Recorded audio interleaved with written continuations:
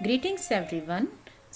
Today we'll be starting with a very important topic of depreciation, that is change in the depreciation policy. जब policy की बात आती है तो इसमें we have two things included. One is the rate of providing depreciation, कि आप किस रेट से डेप्रिसिएशन चार्ज करते हो. दूसरा है मेथड. मेथड मतलब आप SLM ले रहे हो, WDV ले रहे हो, ठीक है ना. So when a company goes for a change in the policy, we are not discussing the reasons. अभी रीज़न भूल जाओ. अभी अगर पॉलिसी में चेंज हो रहा है, मतलब रेट में या मेथड में या दोनों में चेंज हो रहा है, तो उसको किस तरह से रिकॉर्ड किया जाएगा, अकाउंटिंग में इसका क्या इफेक्ट होगा, that we are going to study today. जैसे मान लो आप 10% SLM से डेप्रिसिएशन चार्ज करते थे. Now you want to change it. आप अपना मेथड भी चेंज करना चाहते हो, ठीक है. SLM से WDV पे जा रहे हो. मे बी आप रेट सेम रखना चाहते हो, आप रेट चेंज करना चाहते हो, ठीक है ना. There can be many reasons that we'll take up after this. So अगर आप ये चेंज करते हो तो इसकी रिकॉर्डिंग हमें समझनी है, किस तरह से अकाउंट्स बनेंगे, क्या इसमें वर्किंग होगी. Okay, now let us understand the basic of this first of all, कि पहले क्या प्रोविजन थे, अब क्या थे. सो जो हमारा अकाउंटिंग स्टैंडर्ड 6 था, जो पहले एप्लीकेबल था, उसमें रेट्रोस्पेक्टिव इफेक्ट से अकाउंटिंग की जाती थी. मतलब वो ये था कि आप चेंज कर सकते हो अपनी पॉलिसी में. That includes change in the method, change from historical cost to revolution, और आप चेंज कर सकते हो कि आपको डेप्रिसिएशन किसी पर्टिकुलर एसेट पे चार्ज करना है या नहीं करना है, ठीक है. तो आप रेट भी कर सकते हो चेंज, मेथड भी चेंज कर सकते हो. और करेंगे किस तरह से, विद रेट्रोस्पेक्टिव. रेट्रोस्पेक्टिव का मतलब होता है past effect. That is we'll have to go back to the origin of the asset, और तब से हमको चेंज करना है. समझ रहे हो. मान लो आपने एक एसेट 1/1/2016 को खरीदी है 1 लाख की. आप इस पे 10% डेप्रिसिएशन चार्ज करते हो SLM पे, ठीक है. आप 3 इयर्स बीत गए, अब 2019 स्टार्ट हो गया. अब आप आके कहते हो कि अब मुझे डेप्रिसिएशन का जो पॉलिसी है वो चेंज करनी है, ये 10% SLM नहीं, I want to charge it at 15% WDV. तो रेट्रोस्पेक्टिव इफेक्ट ये कहते हैं कि आप चाहे आपने चेंज 19 में डिसाइड किया है, लेकिन इसका इफेक्ट पीछे से काउंट होगा. तो क्या होगा, आप इस डेट पे आ जाओगे और यहाँ से 15% के बेसिस पे आप डेप्रिसिएशन चार्ज करते हुए 3rd ईयर में आ जाओगे, और आपको पास्ट इफेक्ट को कैरी आउट करना है. मतलब कितना पास्ट इफेक्ट के अकॉर्डिंगली, मान लो अभी मैं कैलकुलेशन नहीं कर रही हूँ. सो सपोज आपके जो पास्ट इफेक्ट है उसमें वैल्यू आ रही है सपोज 58,000. तो आपको दो चीज़ें करनी है. एक तो एसेट की वैल्यू को कम करो, क्योंकि ये वैल्यू अब नहीं चलेगी. आपको पुराना टाइम से अगर मेथड चेंज करना है तो उसके अकॉर्डिंगली वैल्यू 58 है.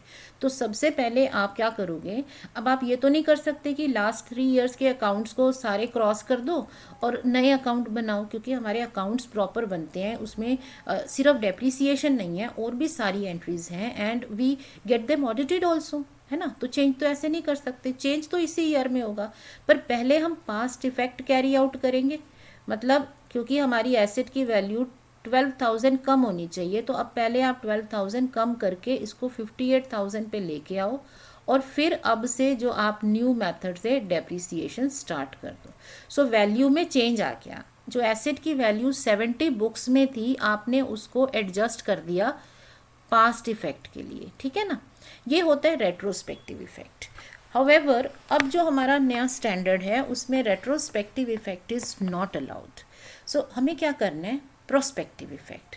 प्रोस्पेक्टिव इफेक्ट का मतलब होता है फॉरवर्ड लुकिंग. फॉरवर्ड लुकिंग का मतलब है जो पीछे बीत गया उसे भूल जाओ, ठीक है. सो बीत गया, ख़त्म हो गया, छोड़ दो. जिस डेट को आपने चेंज सोचा, उस डेट को आप उस चेंज को लेके आओगे, और नेक्स्ट टाइम से मतलब आगे के लिए चेंज होगा, पीछे के लिए चेंज नहीं होगा, ठीक है. It is forward looking. So पिछली चीज़ों को आप छोड़ दो, ख़त्म कर दो, भूल जाओ. आज की डेट में जब आप चेंज ला रहे हो तो जो वैल्यू जहाँ पर है उसको फ्रीज़ कर देंगे. जैसे इसी सेम एग्जाम्पल में आप अगर 1 लाख वैल्यू की एसेट आपने खरीदी थी, ठीक है, आप 10% SLM ही चार्ज कर रहे हो, ठीक है, कोई दिक्कत नहीं है. अब आपके पास वैल्यू 19 में ये वैल्यू आ रही है 70,000. अब आपको लगता है कि नहीं, ये जो रेट है या जो मेथड है ये अप्रोप्रिएट नहीं है, ठीक है, आप इसको चेंज करना चाहते हो. अभी इसकी रीजनिंग नहीं देख रहे हैं, अभी सिर्फ हम इफेक्ट देख रहे हैं। सो आप क्या करोगे, ये जो वैल्यू प्रेजेंटली है, चेंज इस डेट को डिसाइड हुआ है ना, तो जो वैल्यू है यहाँ पर इसको फ्रीज कर दो, ठीक है। So you freeze the value. अब आप ये भूल जाओ कि कितना वैल्यू था ओरिजिनली, कितना डेप्रिसिएशन हो चुका है, जस्ट फॉरगेट इट। इस एसेट की वैल्यू इस डेट को फ्रीज हो गई, इसकी वैल्यू है 70,000, ठीक है। अब यही इसकी वैल्यू है, पिछली सब खत्म है। सो अब आप क्या करोगे, अब आप यहाँ से नया मेथड अप्लाई करोगे। So if your question says कि हमें 15% WDV करना है, तो अब आप इस पर 15% इसी को वैल्यू मान के आप इस पर 15% चार्ज कर दो, ठीक है। नेक्स्ट ईयर फिर 15% इसका आ जाएगा। इस तरह से करते जाओ। मान लो आप मेथड नहीं चेंज करना चाहते थे, आप 15% WDV की जगह स्ट्रेट लाइन मेथड ही रखते हो। आप कहते हो कि मेथड तो यही रहेगा, बस मैं रेट बदल रहा हूँ, रेट 15% कर दिया। तो अब ये 15% स्ट्रेट लाइन मेथड क्या कहता है, कॉस्ट पे चलो। लेकिन हम पीछे नहीं जाएंगे, जो पीछे चला गया वो ख़त्म है। तो अब जो हमने वैल्यू फ्रीज की है, यही हमारी कॉस्ट है, यही हमारी बुक वैल्यू है। सो इसी पर आप हर साल इस पर ही डेप्रिसिएशन चार्ज करोगे, ठीक है। सो बेसिकली जो वैल्यू है वो फ्रीज हो जाती है। अब ऐसा नहीं है कि आपको आर्बिट्रेरली अलाउ कर देंगे, आप आज आपका मन है 15% चार्ज कर दो, कल आपका दिल है 20% कर दो। सो इस तरह से तो हमारे अकाउंट्स जो हैं वो कंपैरेबल नहीं रहेंगे, आपके अकाउंट्स में डिस्क्रिपेंसी रहेगी, है ना, क्योंकि आपको राइट दे दिया ना, आप अपने अकाउंट्स को उल्टा सीधा चेंज करते रहो। सो यहाँ जब आपको ये चेंज अलाउ किया है, सो द सिस्टम सेज कि accounting for change is allowed when there is a change in estimates. मतलब there should be a proper reasoning. जैसे एसेट की एस्टिमेटेड लाइफ में चेंज आ गया, आप एसेट को बहुत ज़्यादा मे बी डबल शिफ्ट में, ट्रिपल शिफ्ट में यूज़ करते थे, तो ओरिजिनली जब आपने एसेट की वैल्यू जो एस्टिमेट की थी कि ये 10 ईयर्स चलेगी, आज की डेट में आप देखते हो कि नहीं, इसकी लाइफ 10 ईयर्स नहीं है, इसकी लाइफ तो 8 ईयर्स ही है। 8 में से 3 तो ऑलरेडी निकल चुके हैं, इसका मतलब अब इसकी लाइफ बची है 5 ईयर्स, ठीक है। तो या तो लाइफ में चेंज आ गया, तो अब आपको कॉस्ट 5 ईयर्स में ही राइट ऑफ करनी है, या इसकी स्क्रैप वैल्यू चेंज हो गई। अगर स्क्रैप वैल्यू चेंज होती है तो आपको पता है कि रेट भी चेंज होता है ना, क्योंकि स्ट्रेट लाइन में क्या होता है, cost less scrap over number of years. और रिटन डाउन वैल्यू मेथड में रेट कैसे सॉल्व होता है, 1 minus nth root of scrap over cost. तो स्क्रैप वैल्यू चेंज हो जाएगी तो भी मेथड चेंज होगा। इन केस ऑफ योर जो आपके माइंस वगैरह होती हैं, जिसमें बेसिकली हम इनपुट को निकाल रहे हैं, तो कंजम्पशन के बेसिस पर, यूटिलाइजेशन के बेसिस पर भी हमारा पैटर्न चेंज हो रहा है, तो हमारी we need to revise the rate, we need to revise the method.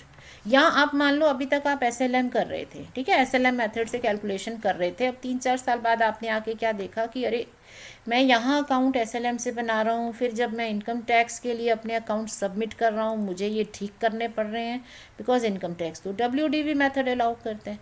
तो क्या करें, हर बार मुझे 2 अकाउंट बनाने पड़ रहे हैं। तो अब आप चाहते हो कि मैं 2 बार अकाउंट क्यों बनाऊँ, मैं SLM को हटा के WDV अलाउ शुरू कर देता हूँ। So there is a reasoning ना। सो यहाँ एसेट की कॉस्ट की कैलकुलेशन में चेंज आ गया है। कॉस्ट के कैलकुलेशन में वैसे चेंज एक ही बार आता है जब हमने कहीं फॉरेन एक्सचेंज में ट्रांजैक्शन की होती है, ठीक है। सो जब हमारे एस्टिमेट्स या हमारी वैल्यूज़ चेंज होती हैं तो हमारे डेप्रिसिएशन का रेट और मेथड चेंज हो सकता है। इम्पॉर्टेंट बात क्या है कि this is the only thing that we are to remember, retrospective effect अब कोर्स में नहीं है, इट इज़ नॉट अलाउड, ठीक है, तो इसे भूल जाओ। प्रोस्पेक्टिव इफेक्ट है, क्या करना है, चेंज हमारा होगा because of change in the estimates. So अगर हमें क्वेश्चन में चेंजेस बता रखे हैं तो हमें रेट को रिवाइज करना पड़ सकता है। तो ज़रूरी नहीं है कि हर बार हमें क्वेश्चन में रेट नया दे दें, आपको रेट रिवाइज करना पड़ सकता है। रेट का फॉर्मूला यूज़ करोगे नए आपके अमाउंट्स के साथ, so you will be having new rate, new method. Secondly, जो पीछे बीत चुका है उसको नहीं देखना, उसको भूल जाओ, उसको क्रॉस कर दो। जो प्रेजेंट स्टेटस है इस पे वैल्यू फ्रीज कर दो और इसको मान लो कि अब ये रिवाइज्ड कॉस्ट है, यही कॉस्ट है, पिछली नहीं है, इस पे ही आपको चलना है और इसी पर ही वर्किंग करनी है। So we'll understand this with examples.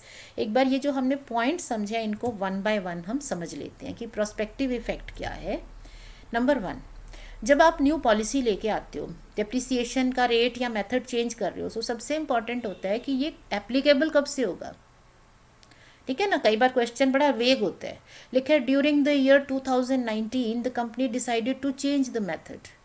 अब ड्यूरिंग द ईयर 2019 का मतलब कब से? सो क्या होगा कि अगर हमें डेट दे रखी है, क्वेश्चन कहता है कि अगस्त में हमने मेथड चेंज किया, तो आपका मेथड जो है वो डेट ऑफ चेंज से एप्लीकेबल हो जाएगा।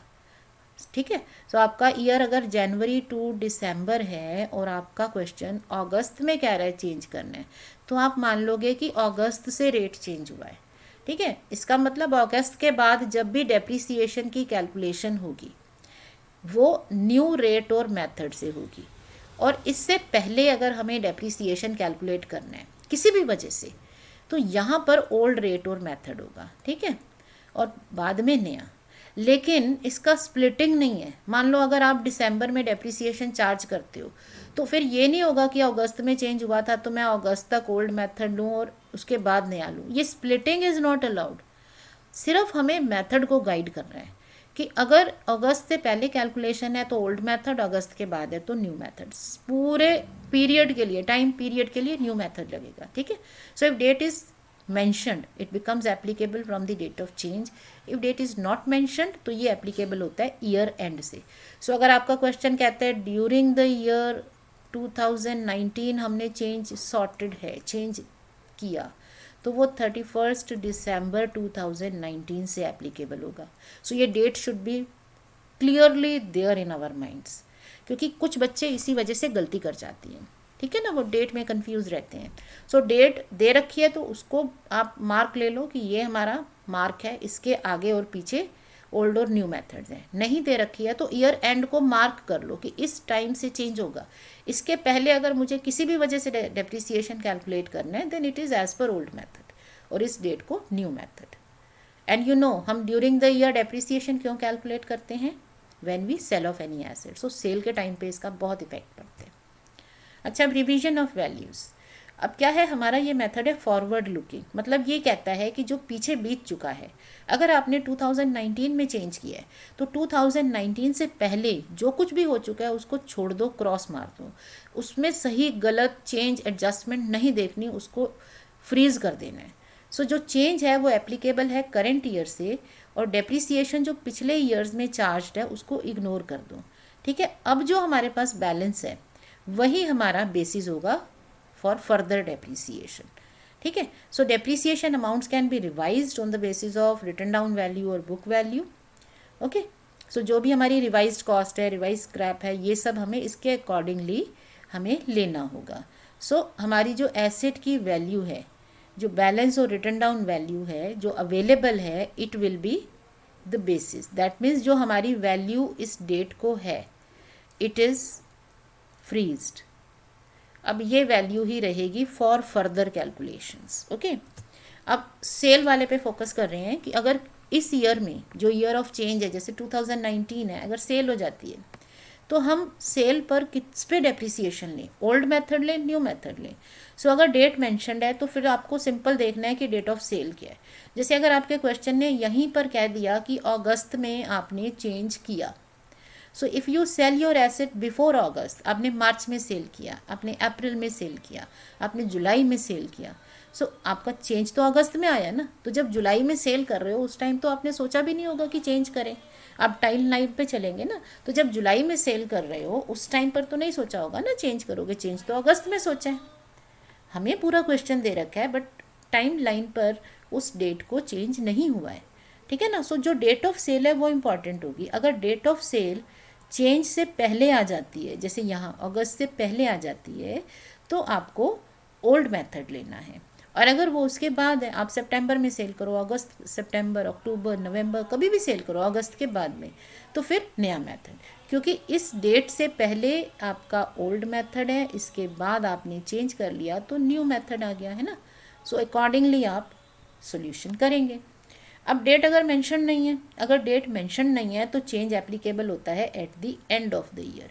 सो मान लो 2019 में हमें ये कह दिया कि during 2019 company decided to change the rate from 10% per annum SLM to 15% per annum WDV।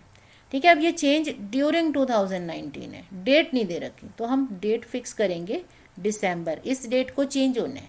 सो अगर इस ईयर में कोई भी सेल होती है एसेट की, तो हमें पता है कि चेंज एप्लीकेबल एंड से है, तो ये सेल पर हमें ओल्ड रेट एंड मेथड ही लेना होगा। सो ये बहुत क्लियर याद रखो कि मेथड किस डेट से एप्लीकेबल है, उस डेट से पहले ओल्ड रेट है, उसके बाद न्यू रेट है। Okay, so let us understand this with some examples. आपने एक मशीन खरीदी 1 लाख की, लाइफ है 10 ईयर्स, तो सिंपल क्या कर रहे हैं वो 10% पर एनम SLM बेसिस पे डेप्रिसिएशन चार्ज कर रहे हैं। आफ्टर 4 ईयर्स ऑफ यूज़, मतलब 4 ईयर्स बीत गए, ठीक है, तो 4 ईयर्स पे कितना डेप्रिसिएशन जा चुका है, 10% SLM पे 40% जा चुका है। So company decided to change the depreciation method from SLM to reducing at the rate of 15%। अब आपने 15% रेट भी चेंज कर दिया, मेथड भी चेंज कर दिया। So calculate depreciation for 5th, 6th and 7th year. So जो आपके फर्स्ट 4 ईयर्स बीत चुके हैं, ठीक है, अब 4 ईयर्स का यूज़ हो चुका है।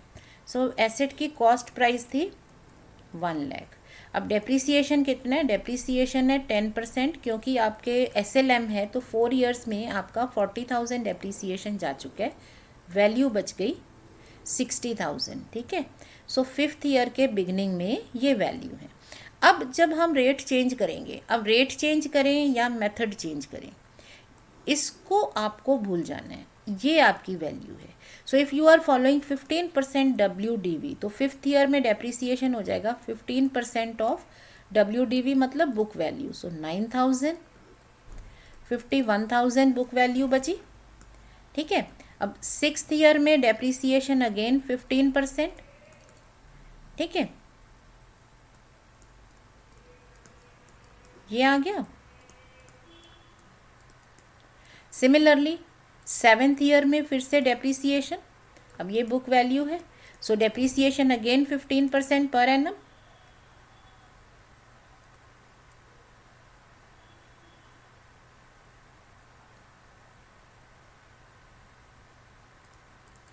ठीक है, ऐसे आपका आंसर आएगा।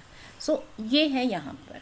अब मान लो इसमें SLM टू WDV नहीं, SLM टू SLM ही है। अगर आप चेंज करते हो, डेप्रिसिएशन जो है वो चेंज कर दिया टू 15% पर एनम SLM, तो अभी भी देखो ये बुक वैल्यू हमारी 60,000 पे फ्रोज़न है। सो अब जब 5th ईयर में हम डेप्रिसिएशन चार्ज करेंगे 15% SLM क्या कहता है, कॉस्ट पे, लेकिन हम पिछली वैल्यू नहीं देखेंगे, अब यहाँ वैल्यू फ्रोज़न है तो यही कॉस्ट है। ठीक है, सो 9,000 डेप्रिसिएशन। 6th ईयर में क्या होगा, अगेन 15% SLM, तो SLM में कॉस्ट यही है 9,000, सो 42,000। 7th ईयर में अगेन 9,000, सो 33,000 डेप्रिसिएशन। ठीक है, इस तरह से ये यहाँ पे वैल्यू फ्रोज़न हो गई है। फ्रोज़न मतलब इसके पीछे नहीं झांकना कि कॉस्ट कितनी थी, यही कॉस्ट है, यही बुक वैल्यू है, इस पर नया मेथड लगा दो। अच्छा, अब जैसे ये क्वेश्चन है, अब थोड़ा हमने क्या किया, अब यहाँ हम थोड़ा चेंज कर रहे हैं, रिवाइज करेंगे वैल्यू। जो आपकी मशीनरी है वो 2 लाख की है with a life of 8 years. 8 years इसकी लाइफ थी। ठीक है, it provides depreciation eight the rate of 20% per annum on WDV basis. WDV basis पर ये डेप्रिसिएशन चार्ज करता था। आफ्टर 3 ईयर्स ऑफ यूज़ आप चेंज करना चाहते हो डेप्रिसिएशन फ्रॉम रिड्यूसिंग बैलेंस, मतलब WDV टू स्ट्रेट लाइन। अब आपको अगले 3 साल का डेप्रिसिएशन चार्ज करना है। 2 केसेस हैं। केस 1 है there is no change in rate, मतलब रेट इज़ सेम, आपने रेट में चेंज नहीं करना। ओके, तो क्या होगा, आपके जो एसेट की कॉस्ट प्राइस है 2 लाख। सो फर्स्ट ईयर में आपने डेप्रिसिएशन प्रोवाइड किया 20% per annum WDV 1,60,000। Second year में आपने डेप्रिसिएशन अगेन 20% WDV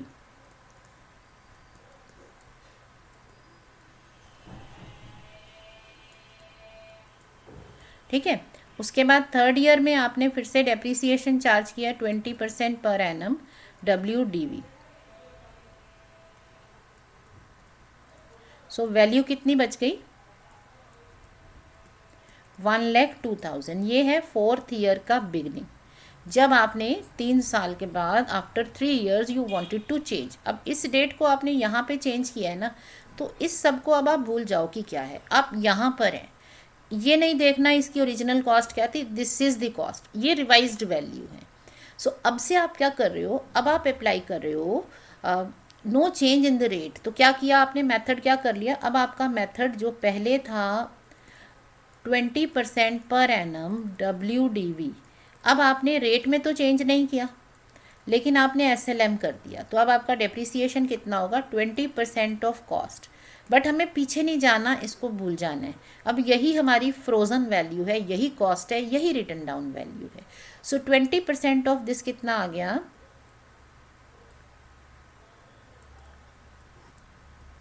ठीक है। ये 5th ईयर के बिगनिंग में वैल्यू आ गई। सो अब 5th ईयर में जब डेप्रिसिएशन चार्ज करोगे 20% ऑफ कॉस्ट, तो आपकी वैल्यू यही कॉस्ट है। सो जस्ट रिमेंबर कि हमारी यहाँ पे वैल्यू फ्रोज़न है, इसी पे ही हमें कैलकुलेशंस करनी है। ओके, सो अगेन 20,480, क्योंकि आप मेथड भी चेंज कर रहे हो इस तरह से। अब अगर यही आप कहती है company decides to revise, company revise कर रही है डेप्रिसिएशन, कंपनी ने आपको रेट नहीं बताया, आपको SLM बता दिया, SLM तो बता दिया ना, लेकिन कंपनी अमाउंट रिवाइज करना चाहती है। सो यहाँ तक देखो वैल्यू फ्रोज़न थी, तो 4th ईयर के बिगनिंग में कॉस्ट प्राइस हमारी अभी भी 1,02,400 है, ठीक है। सो अब अगर आप यहाँ पर वैल्यू रिवाइज करना चाहते हो तो डेप्रिसिएशन कैसे सॉल्व होगा, डेप्रिसिएशन अंडर SLM, क्योंकि अब आपको SLM करना है ना, तो SLM में क्या होता है, cost less scrap over life in years, ठीक है। तो कॉस्ट कितनी है, कॉस्ट हमारी अब we have stopped it at this, ये हमें देखना नहीं है ना, ये जो बीत गया ख़त्म हो गया, तो कॉस्ट हमारी अब इतनी है, मतलब अनएक्सपायर्ड वैल्यू इतनी है। स्क्रैप में कुछ नहीं बता रखा, छोड़ दो। लाइफ कितनी है, अब लाइफ कितनी बची, आपने क्या किया, 3 ईयर्स इसको यूज़ कर लिया, ठीक है, रिवाइज और कुछ भी नहीं हुआ, लाइफ में कोई चेंज नहीं है। तो लाइफ कितनी है, 8 ईयर्स थी, 8 में से 3 तो बीत चुके हैं। सो लाइफ कितनी बची, 5 ईयर्स। सो डेप्रिसिएशन कितना आ गया, 20,480। सो आप हर साल 20,480 डेप्रिसिएशन चार्ज करते रहोगे, ठीक है। This is how we change the method. So WDV to SLM भी जा रहे हैं, तो SLM मेथड हमें कॉस्ट कहता है, straight line method, fixed installment method कहता है कि rate is applicable on cost. But remember हमें कॉस्ट पिछली पे नहीं जाना है, जो कॉस्ट हमारी इस टाइम आई चेंज के टाइम पर उसी पर ही रहना है, यही वैल्यू है। This is prospective method, okay.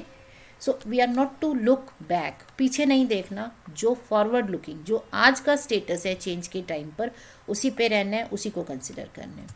Late us take this with one more example. Suppose Hari ने परचेज किया प्लांट, ओके, डेट दे रखी है 58,000 का, स्क्रैप बता रखी है, लाइफ भी बता रखी है।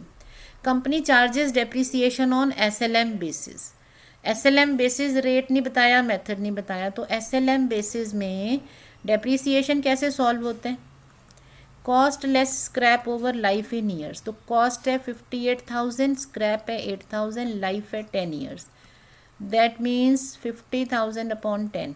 तो आप 5,000 पर एनम डेप्रिसिएशन प्रोवाइड कर रहे हो अभी तक। अब 4th ईयर में क्या हुआ, ये तो बिगनिंग का स्टेटस है ना, शुरू में ये कॉस्ट है, ये स्क्रैप है, ये लाइफ है। 4th ईयर में क्या हो गया कि आपने प्लांट की जो यूज़फुल लाइफ है वो रिवाइज कर दी, तो जो पहले लाइफ 8 ईयर्स थी वो अब कितनी 10 ईयर्स थी, वो अब 8 रह गई है। स्क्रैप भी रिवाइज कर दिया, स्क्रैप भी 8 से 3 हो गया। अब क्या एडजस्टमेंट करेंगे, मतलब चेंज कैसे करेंगे। सो क्योंकि ये change is sought in the 4th year, तो पहले आप 4th ईयर तक पहुंचो, वैल्यू सॉल्व करो। सो एसेट की वैल्यू इन द बिगनिंग, जो कॉस्ट प्राइस है 58,000 है, तो क्योंकि आपका 4th ईयर में चेंज है, that means for 3 years.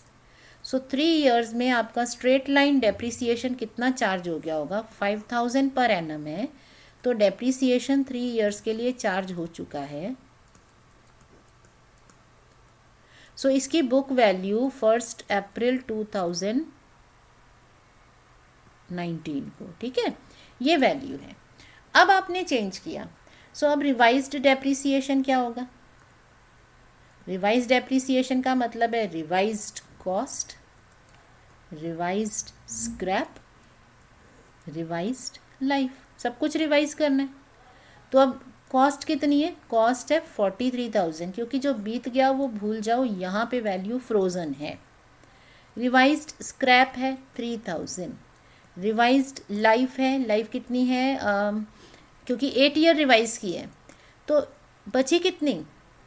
8 years में से 3 ईयर्स तो ऑलरेडी बीत चुके हैं ना, तो अब जो लाइफ रिवाइज हुई है, रिवाइज का मतलब ये नहीं होता टोटल लाइफ ले लेंगे, टोटल में से कुछ टाइम तो निकल चुका है।